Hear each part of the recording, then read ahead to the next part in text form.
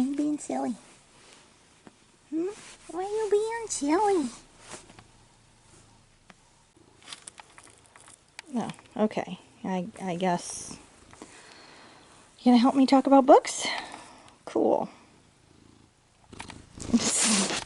Hey folks, my name is Jen, and today I have a little friend here gonna help me talk about the books that I read back in February. So in February I ended up reading 5 books, and all of them were romance novels. The end of February also signals the end of winter and finishing off my winter reads, so we can see how did I do as far as winter TBR goes. So over the course of winter, there were a lot of books that I wanted to read, and a lot that I didn't actually get around to reading. What I discussed in my winter TBR was I had a couple of audiobooks that I was making my way through, first of which was The Wind in the Willows. I did not get further than the first light chapter or so in Wind of the Willows, so did not finish that. A Soul to Keep, as well as Heated Rivalry. Those 2 audiobooks, yes, I did in fact finish both of those. Full Moon Rising, nope. Nicholas Nickleby, The Prince and the Pauper, and Macbeth, those were my classics of the winter. Did I read any of them? I did read Macbeth, did not finish the other 2. Nonfiction, Between the World and Me, The Gift of Fear, and The Federalist Papers. Did I read any of those nonfiction books? No, I didn't, but I have rolled 2 of them over into the spring. The nonfiction book that I did read, I think I only read 1, and that was Rocky Horror. As far as other ones, Christmas Carol, I did read that as per usual. The Bear and the Nightingale, Snow, Nosferatu, nope, did not read any of those. The Integral Trees, The Smoke Ring, The Evercruel Kingdom, and the Shades of Magic trilogy. No, but all of those books I just mentioned, all of them are rolling over into the spring. So overall, not that much of success. I read 4 out of the many books, basically. As far as the books that I did finish in February, like I said, I read 5 romance novels. 4 of those were audiobooks and were all part of the Ice Planet Barbarians series by Ruby Dixon. So first up, let's see, I read them in order, basically. And the first one of these was Barbarian's Prize, which features, pardon me because I forget the names of most of the characters once I've finished reading these books, to be completely honest. I believe it was Tiffany, and cannot remember the alien's name. That's not great. Especially since so far this has been like my favorite of the whole bunch. Now, Tiffany is pretty highly sought after in the tribe. She's one of the last few women that's not like mated, basically. Ice Planet Barbarians is like a bunch of human women were abducted by bad aliens. They ended up having to land on an ice planet and are left there by the bad aliens for a time. And meanwhile, the Sequoia, who are these aliens who are living on this planet, rescue them. And the Sequoia have something called resonance. They have to get like this parasite to help people survive on the planet because it's so cold, and also part of the oxygen, I believe, will slowly kill like humans and stuff. So you have to take this parasite inside of you, and the parasite causes you to resonate with someone who is biologically the most compatible with you to continue to propagate the species, basically. But the Sequoia kind of also treat this as like this is fate and love and all that jazz.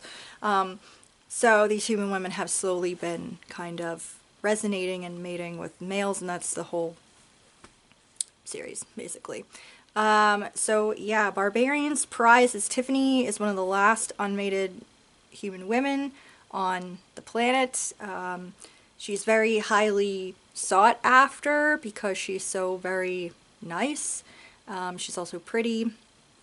And the guys keep trying to impress her and hoping that maybe she'll resonate with them because there aren't that many women to go around in the tribe, basically. But the problem is that Tiffany was assaulted by the bad aliens, and she is still dealing with that. She does not feel comfortable with a lot of men. It kind of triggers a panic response in her, understandably, and she is not having a good time with that. However, there is one of the guys who is very soft-spoken and patient with her and very kind and truly acts like one of her friends. Like, he is a friend to her, and he ends up being the only guy that she actually really trusts, and he is the only one that she feels safe enough to tell him what had happened to her. She wants to have him help her kind of work past her fears, but at the same time, she doesn't know if she wants to ruin this friendship of theirs, and meanwhile, he really desperately wants to be with her. I liked this more than all of the others, quite honestly, because this was, I think, the sweetest so far of all of the ones that I've read. I really liked, I didn't like the hard stuff to read, but I appreciated Tiffany and man, I feel terrible that I forgot his name. But I really like how they worked through everything together, and something real and wonderful and caring and patient developed between the two of them. And I just loved, I loved how this was written. I loved how it was developed. I loved what both of them are overcoming. I loved their friendship and romance. I really liked it, and so far it's my favorite of the whole series, and I gave that one actually 5 stars. And then the next one that I read was Barbarian's Mate, which is featuring Josie, who is then the last unmated female on the planet, human female, and she constantly has like this sour relationship with one of the Sequoia named Hayden, and they just really dislike each other. Hayden has no patience for her. He thinks she talks too much, she's annoying, and she has no patience for him because he's so grumpy and mean and rude, but at the same time there is this underlying attraction they have for each other, but they're so pissed at each other. I guess it's kind of along the lines of like I guess it's an enemies to lovers, but in the sense of like Pride and Prejudice, like Lizzie and Darcy being attracted to each other but also pissing each other off. It's got that kind of vibe, maybe? I don't know. They end up freaking resonating to each other because of course they do, and it is a struggle. Josie, of course, is struggling because Josie wanted to at least like her mate, and someone who has never had a family. She really wants to have a loving family, and she's like pissed that this situation has put her into not having that. So of course that's obviously upsetting to her, and Hayden's also really bothered because previously Hayden had also resonated to someone else, and she had died before they were able to complete resonance, basically, and he has a lot of mixed feelings about all of that and that whole situation. And it's really bringing out this like panic about protecting Josie, but also just a lot of complicated feelings. I didn't really like Hayden over the course of the series, even though I did kind of feel bad for him knowing some of the background information, but knowing more of the story overall, I actually really came to enjoy him a lot, and I really did like their relationship as it kind of evolved. I found their banter with each other still pretty entertaining. Yeah, I still did really enjoy it quite a bit, and I gave, but not maybe as much as the other one, so I gave that like 4 stars. Next up was Barbarian's Touch, which another ship basically is found to have crashed, and 2 more females were in stasis.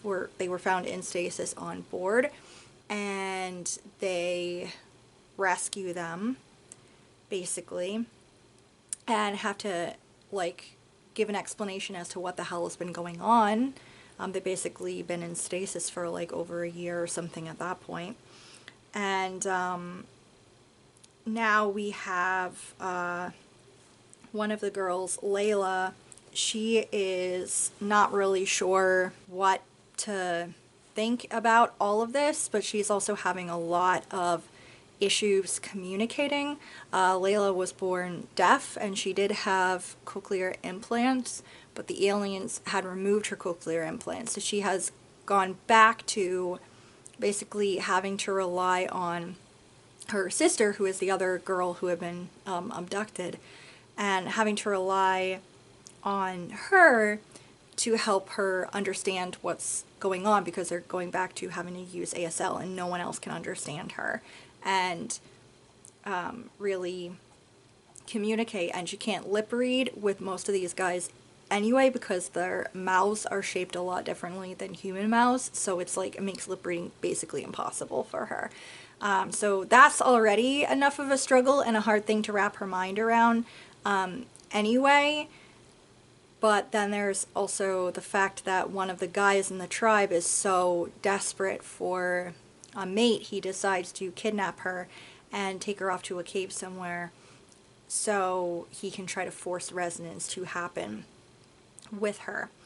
And that whole situation is terrible. And another one of the Sakui, I think it's Rokon, if I remember correctly, he feels, even though he hasn't resonated to her yet, he feels, and he always has like a little bit of an ESP kind of thing going on. He gets feelings about things. He has a feeling she is his mate, even if they haven't resonated yet. And he's like, I gotta go find her and take her back, make sure she's okay, bring her back to the tribe, all of that.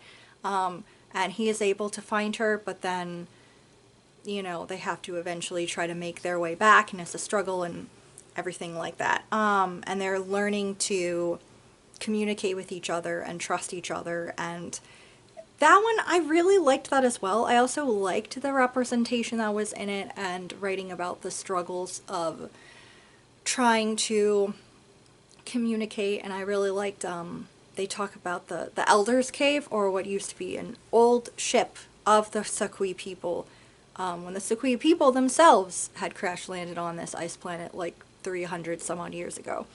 And I like that that was introduced again into everything. So I did really enjoy it overall, but again, not as much as Barbarian's Prize, but I did like especially the new things that were introduced. We got some more about the Metlaks, which are like ape-like kind of yeti creatures that exist on the island, and another new perspective, because these women have been in stasis and now they're whole new to this whole situation again. And yeah, I just really liked that. Really enjoyed it. 4 stars. And then the last one of those that I read was Barbarian's Taming, which features Layla's older sister Maddie, who is like really angry. She's like constantly angry, constantly pissed and everything, because at the beginning of the book, basically her sister, if I remember correctly, has been gone or has just barely come back, or it's just like a whole situation. So it's like this is from her perspective of how everything has been going. And it's a lot to deal with, and she basically, in her rush to protect her sister and be there for her, and everything, she basically has been nasty to everyone within the tribe, human and Sakui, and a pain in the ass all around, and she is not able to fit in. And I kind of liked that her struggles are discussed a lot. Like her struggles, she's always struggled to kind of fit in anyway, and this is just more of that. And then also feeling like a loss of purpose, because if she is not the big protector for her sister, because her sister now has someone that she's with, she's like, what is my life now? And I really kind of liked seeing that perspective, but also her being into the guy who had previously kidnapped her sister and is now kind of like partially exiled from the tribe. That's a complicated situation. I didn't know if I was going to end up liking this relationship at all, but I ended up kind of liking it. They start as like fuck buddies, and that changes into more. This is actually the fastest I think sex has come into the picture in one of these books, and wow. Let me tell you, the level in here though with these two, absolutely fucking spicy. I think probably one of the more spicier ones of the series. But I was both frustrated and also really into hearing about their story overall. And that I also gave 4 stars. And the last book that I read in February was The Long Game by Rachel Reed. This is the sequel to Heated Rivalry. The hockey players Shane and Ilya, 3 years after the events of Heated Rivalry, Shane and Ilya are still keeping things pretty much a secret, and both of them are kind of sick of secrets, but especially Ilya. And Ilya's really struggling a lot. He is dealing with bouts of depression, but he doesn't really want to acknowledge that that's what he's dealing with. He's frustrated, he's depressed, and he feels like maybe he's a little bit much like his mom, who had also been very depressed and had died when he was a child, and he's really struggling. And Shane kind of notices, but Shane is like dealing with his own thing.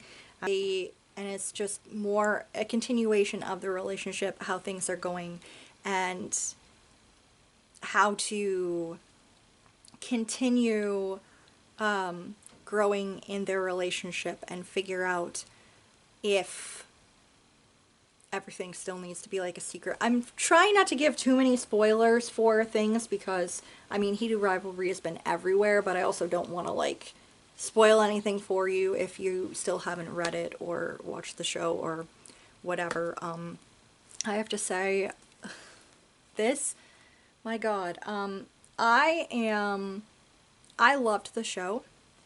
I am very excited to see season 2. Based on stuff that is in here.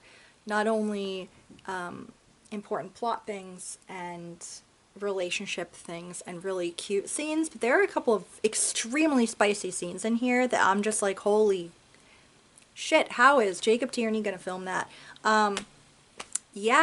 This goes on a rather short list of mine of sequels that surpass the fucking first book. My God, I loved this. I fucking cried, you guys. I got choked up. This was spicy, this was cute, this was sad, this was wholesome. It made my heart so sad and so happy at the same time. I fucking loved this. I love these boys. I love the growth of the two of them. They're friends, they're family. Shane's parents are delightful. I loved this. The thing I didn't mention is Ilya has changed teams, and you get to see a lot of like his new team that he's there. I love this team. I love this team so much.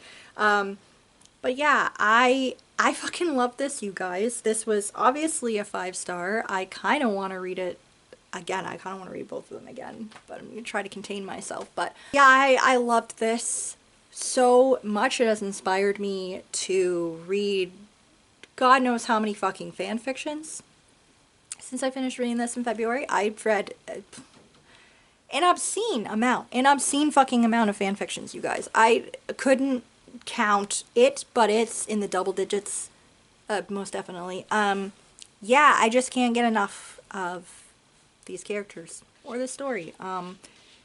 Yeah, like I said, one of the best sequels I've ever read, and surpassed the second one. There's a third one called Unrivaled that is coming out this year, I believe. I am fucking ecstatic about it, to be completely honest. And I don't know how long that is after this, but yeah, I'm very excited can't wait for season 2 that features this. And this is going on my top reads of the year list already. I can tell you that, and it is only March, but this will be, I don't know if it'll be the tippy top read of 2026, but it's definitely going to be on my list of top reads of 2026 anyway. So yeah, wonderful. So yeah, that was everything that I read in February. Nice little quick thoughts about it all, I guess, because honestly, I like the Ice Planet Barbarian series, but they all start running together after a while. And this is a sequel, so I don't want to get into too much. But yeah, really good reading month in February, to be completely honest. And March has also been pretty good so far, so can't complain as far as the reading front is. Anyway, guys, I hope you enjoyed hearing my thoughts. Let me know if you've read any of the books that I talked about, what your thoughts are, if there's any books that you would recommend based on what I talked about. And yeah, thank you so much for watching. Thank you for always watching.